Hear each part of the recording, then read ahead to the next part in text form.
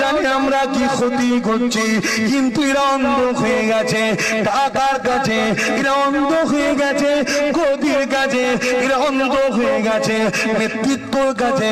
এরা গোলামি মেনে নেবে না, এরা নিজেরা নেতৃত্ব দিবার চিন্তায় আজ যুবকেরা বাংলার জমিনে আলে রসুল মুজাদ্দিদ জামানের আওলাদদের বিরোধী করে।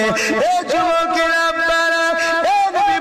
প্রেমিকেরা ইমাম হাসান হুসাইনকে আল্লাহ নবী কতটা মহব্বত করেছে সব জানার পরও সেই হুসাইনের বিরুদ্ধে তরোয়াল ধরল কি করে? অন্ধ হয়ে গেল, চোখে পর্দা আল্লাহ ফেলে দিল। ইমামে হুসাইন কারবালার ময়দানে এমন করে 10ই মুহররম দাঁড়িয়ে গিয়ে তাকরীর করতে লাগলে, ওয়াজ করতে লাগলে, এই যে সৈন্যরা তোমাদের কি শুভা পাবে সেই ব্যক্তিটার বিরুদ্ধে লড়াই করা যে নাকি ছোটবেলায় কেঁদেছিল পানি